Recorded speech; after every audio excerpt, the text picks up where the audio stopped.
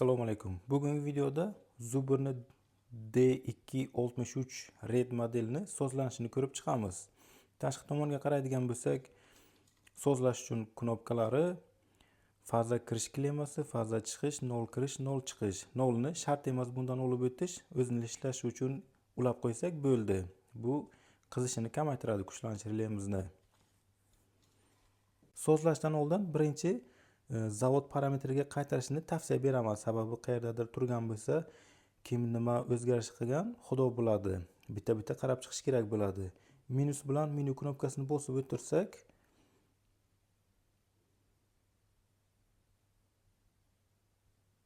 def yozuvi chiqadi va zavod parametriga qaytadi. Ana endi sozlamasini biz xohlagandek o'zgartirib qo'ysak bo'ladi. Minus knopkasini bir marta bossak, past kuchlanishni o'zgartirish rejimiga kiradi. Past kuchlanishni biz 100 voltdan 210 volt orasiga qo'yib bilar ekanmiz. Aytaylik, biz 90 volt qilib qo'yamiz. Baland kuchlanishni 230 bilan 280 orasida qo'yib bilar ekanmiz.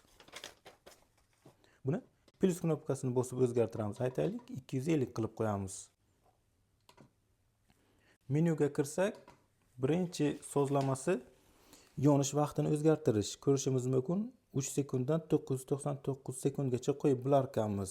Zavoddan 3 sekund qo'yilgan. Bu ulaydigan elektrojihozlarga qarab har xil bo'ladi. Bu yerda ham ko'rishimiz mumkin, muzlatgich bo'lsa deyapti. Kompressorni umrini uzaytirish uchun 120 bilan 180 sekund orasiga qo'yganingiz ma'qul deyapti. Xo'p, biz ham xohishimizga qarab, endi odatda 6-10 sekunddan bo'laveradi. Xo'p, men 9 sekund qo'ydim. Keyingisi kuchlanishni to'g'rilash uchun kerak. Aytaylik, biz multimetrda kuchlanishni o'lchadik va kuchlanish relesi bilan solishtirsak, bu adashyapti. 2 voltga ko'p, 1 voltga kam, mana shunday bo'lsa, biz plus minus 20 voltgacha o'zgartirishimiz mumkin ekan. Aytaylik, menda hozir multimetr yo'q. 1 voltga ko'p ko'rsatyapti. Minus 1 qilib qo'yaman. Endi kuchlanish relemiz 1 voltga kam ko'rsatadi. Biz ko'rgan pribor bilan bir xil ko'rsatadi. Keyingisi Pro rejimi. Pro rejim nima? Bu liniyadagi kuchlanishimizni qanchalik baland yoki pastligiga qarab, shuncha tez yoki sekin ishlashi. Ya'ni Pro rejim zavoddan o'chgan keladi. Bu degani biz kuchlanish relesini nechidir volt qilib sozlab qo'ydik. Mana shundan o'tsa, darhol o'chiradi 30 millisekundda. Yongan bo'lsa, ozgina vaqt beradi kuchlanishga qarab. Agar kuchlanish qancha baland bo'lsa, tezroq o'chiradi. Agar sekin, ya'ni pastroq bo'lsa, agar ozgina kutadi. Bu ortiqcha o'chishlarni oldini olish uchun qilingan. Mana bu ekranlaringizdagi tablisaga ko'rib turibsizlar. Xavfsiz kuchlanishda ozgina kutyapti. 250 dan pasti, 260 dan balandiga maksimal tezlikda liniyani uzib qo'yadi. Shuning uchun ham bu rejimni yoqib yo o'chirib qo'yish o'zlaringizning xohishlaringiz. Endi men o'chirib qo'yaman, menga kerak emas. Xo'p, undan keyin vaqtini belgilash. Ya'ni biz o'chirish vaqtini o'zimiz boshqa xilcha qilmoqchi bo'lsak, buni 0,1 sekunddan 10 sekundgacha o'zgartirishimiz mumkin ekan. Bu ham Pro yoki Pro bo'lmagan rejimga qarab har xil bo'lar ekan. Agar Pro rejim yoniq bo'lsa, 161 dan to 184 gacha bu o'zgartirganimiz ishlaydi. Agar o'chiq bo'lsa, 100 dan 210 gacha ishlaydi. Bu faqat past kuchlanishda deyilgan. Endi buni ham o'zgartirish o'zlaringizning xohishlaringiz. Men tegmagan bo'lardim, shu bir turaversin. Undan keyin bu avariyni o'chganda biz nechtir voltni qo'ydik, kuchlanishni mana shundan o'chgandan keyin mana bu sekundni sanashi. Buni qanday sanay deydi? O'chirdim, srazi mana bu sekundni sanaymi deyapti, yoki da o'sha liniyadagi kuchlanish me'yorga qaytsa keyin sanashni boshlaymi deyapti. Past kuchlanishni 190 qilib qo'yuvdik.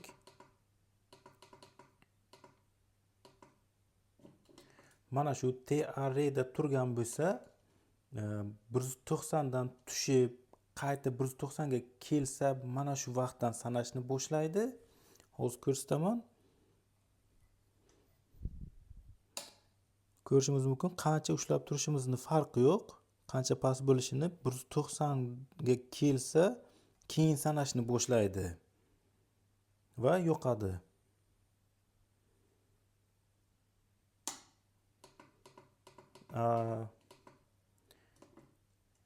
TAOda o'chgandan hisoblashni boshlaydi sanashni. Bu yerda xuddi shu narsa aytilgan.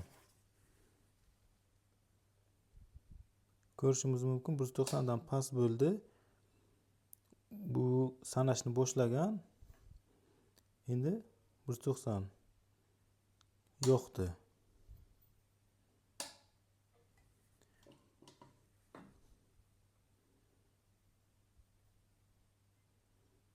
Oldingidek sanamayapti. Undan keyingisi gisterezis. Bu nima? Bu kuchlanish lesini sozlab qo'yganmiz. Mana shu sozlab qo'ygan diapazon atrofida kuchlanish o'ynab o'tirgan bo'lsa, kuchlanish lesi har zamon o'chib yonaveradi. Buni pastini 190, balandini 250 qilib qo'yuvdik. 140 qilay buni. 240. Xo'p, 190 ga 240 qilib qo'yganmiz. Ana endi kuchlanishimiz shu atrofda o'ynayapti. 141 ga o'chadi. 39 ga yonadi. Mana shunday kuchlanish o'ynab o'tirgan bo'lsa, har zamon o'chib yonaveradi. Shuni oldini olish uchun buni o'zgartirsak bo'ladi.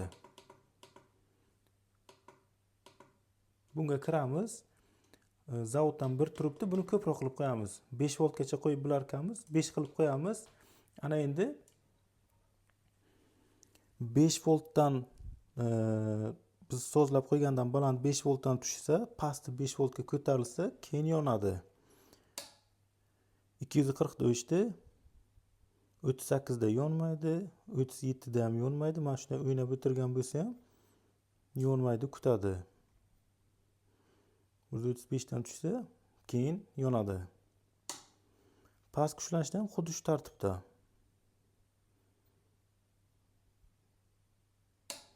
Bu 89 bilan 92, 93 atrofida o'ynab turibdi. Kuchlanishimiz yonmaydi. 95 dan oshsa, keyin yonadi. Undan keyingisi har zamon qayta yonib o'chishini cheklash rejimi. Ya'ni 20 sekund mobaynida qayta yonib o'chaversa kuchlanish relesi, shuni qaytib yonmaydigan qilsak bo'ladi. Zavoddan 3 marta qilib qo'yilgan ekan. Aytaylik, kuchlanish relemiz o'chdi, qaytib yondi. Yana o'chdi, yana yondi. Bo'ldi. Kuchlanish relesi blokka tushib qoldi. To kimdir kelib knopkasini bosmasa, xohlagan knopkani qaytib yonmaydi.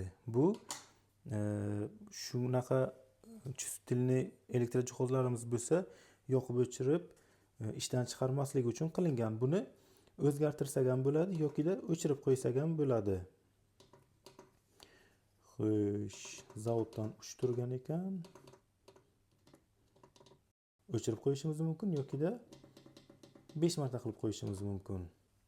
Va oxirgisi displey yorug'liligini o'zgartirsak bo'ladi.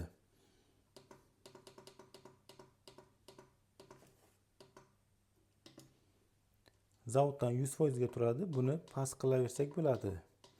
Endi menimcha buni past qilish shart emas, o'zi shundoq ham jabr baland yonmaydi. Undan tashqari, mana bu knopkasini bossak jurnalni ochadi va oxirgi 100 marta nima uchun o'chganini ko'rishimiz mumkin. Shu knopkasini 6 sekund bosib o'tirsak, pрошивка versiyasini ko'rsatadi. 12 sekund bosib o'tirsak, necha marta himoyasiz ishlab o'chirganini ko'rsatadi. 24 sekund bosib o'tirsak, Kuchlanish relsi ichidagi korpus ichidagi haroratni ko'rsatadi. Sababi buni ichida termo datchigi bor. Mana shu datchik kuchlanish relsi ichidagi harorat 80 ga chiqsa liniyani uzib qo'yadi va mana bunaqa yozuv chiqadi.